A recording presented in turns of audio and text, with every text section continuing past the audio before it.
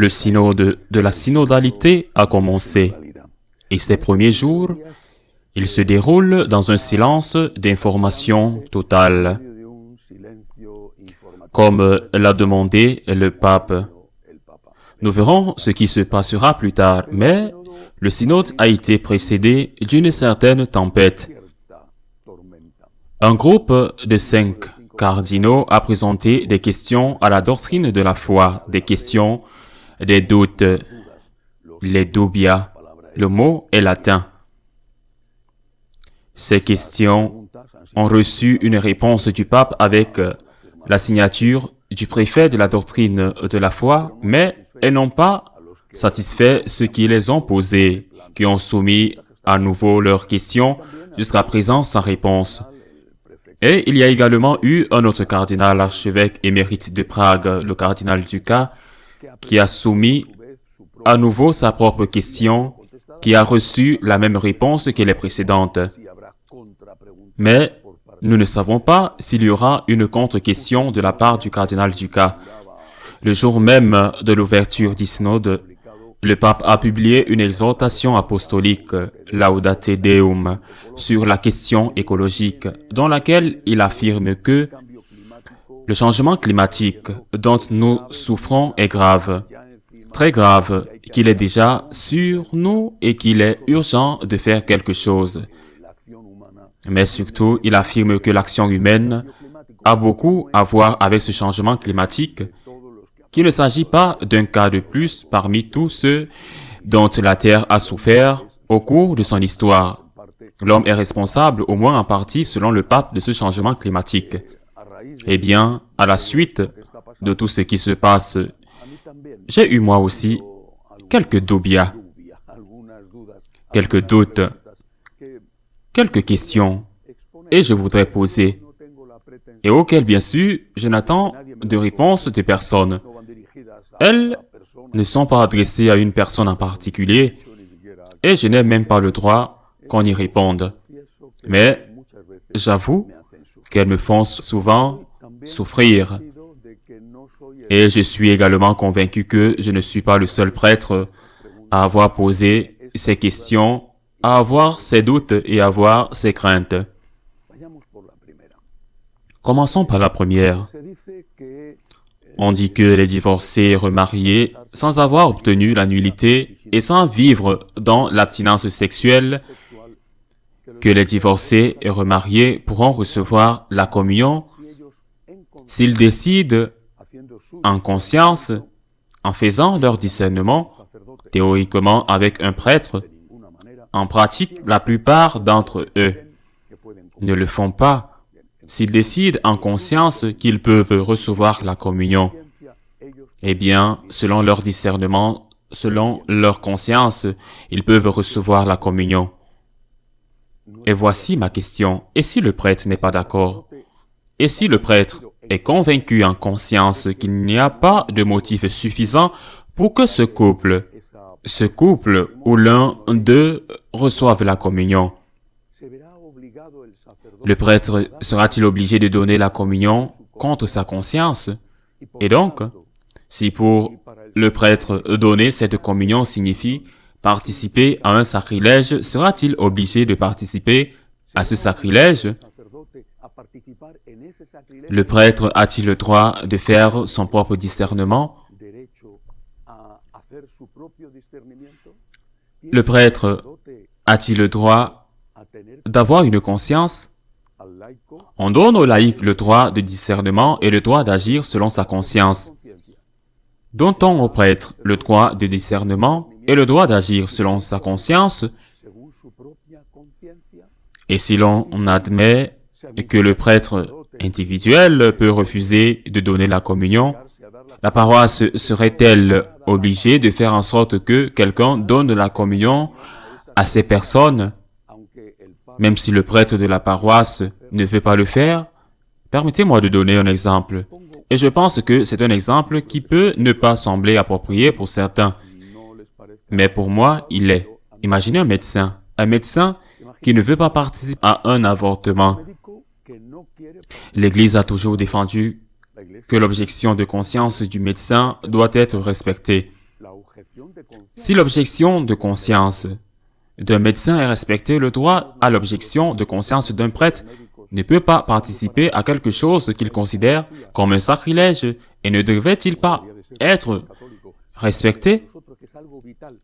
Et s'il est demandé, si l'Église le demande, que les hôpitaux catholiques puissent aussi faire des objections de conscience et ne pas pratiquer l'avortement en leur sein, et que non seulement le médecin peut refuser, mais aussi l'hôpital, ne devrait-on pas demander à l'équivalent de l'hôpital, qui serait la paroisse, de faire de même et d'être autorisé à faire des objections de conscience?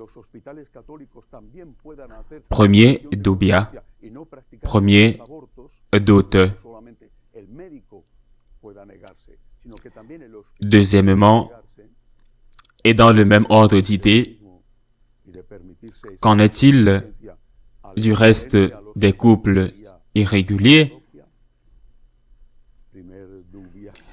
Les couples qui vivent ensemble sans se marier, les couples homosexuels ou hétérosexuels qui vivent ensemble et ont des relations conjugales et qui décident, selon leur propre conscience, qu'ils peuvent recevoir la communion à tout moment, un jour particulier ou tous les dimanches. Ils décident, en utilisant leur discernement, que ce n'est pas un péché pour eux et qu'ils peuvent recevoir la communion si le prêtre sait. S'il ne sait pas, vous ne pouvez pas refuser parce que vous ne connaissez pas la situation de la personne qui vient recevoir la communion.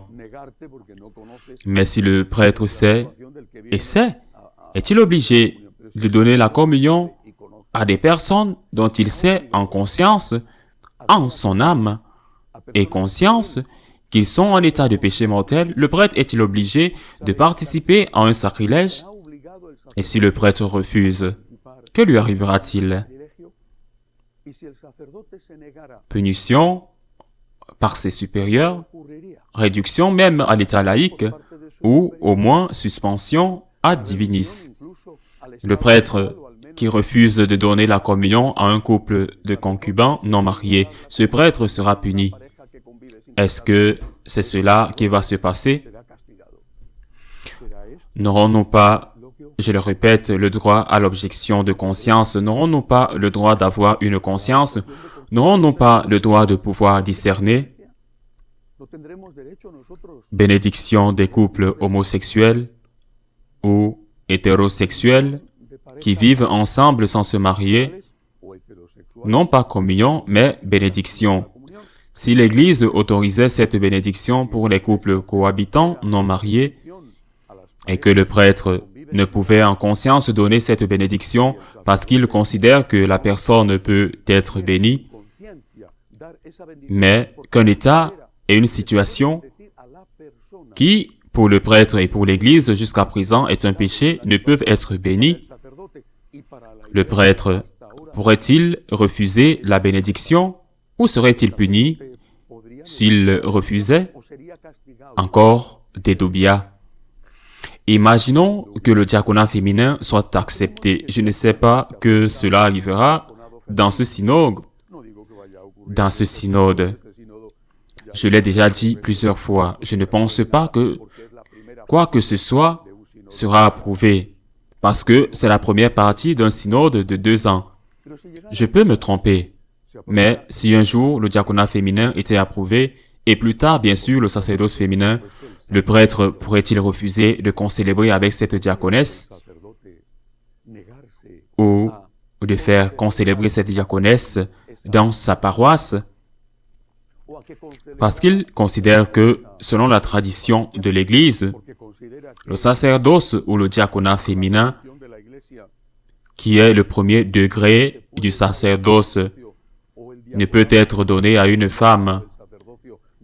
Le prêtre serait-il puni pour avoir refusé de le faire et pour avoir refusé d'avoir des diaconesses dans sa paroisse? Encore un dubia. On dit que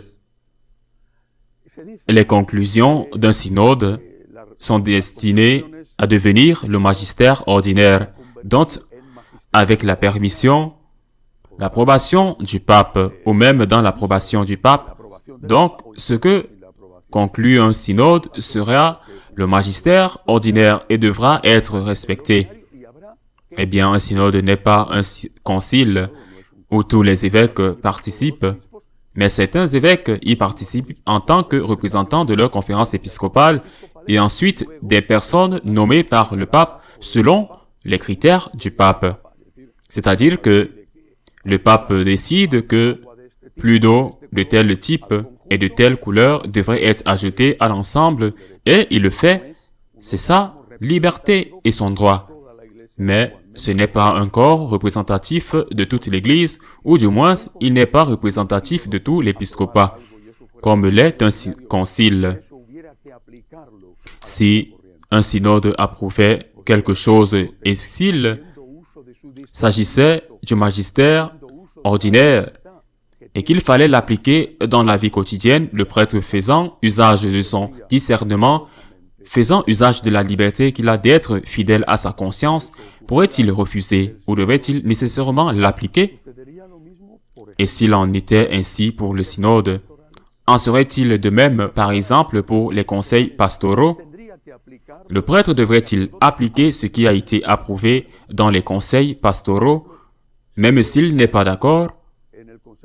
Par exemple, si le conseil pastoral l'obligeait à soumettre son homélie par écrit afin de censurer ce que le groupe de laïcs en charge n'aimait pas, le prêtre devrait-il soumettre son homélie au contrôle des laïcs au préalable?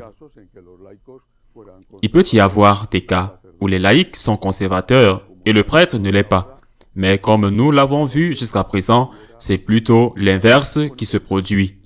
Voilà mes doubias. J'en ai d'autres.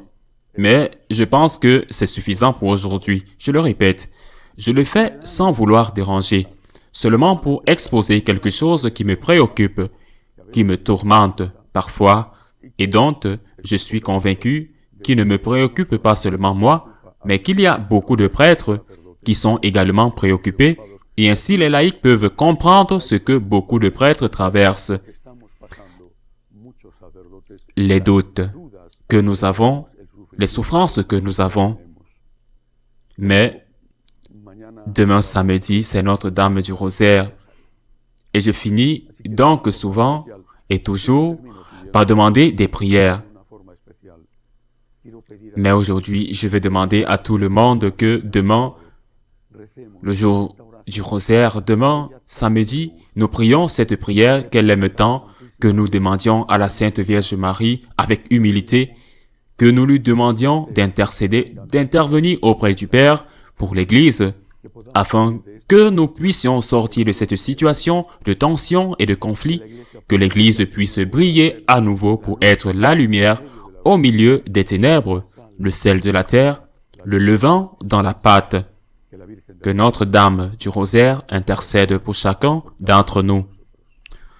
À la semaine prochaine, si Dieu le veut.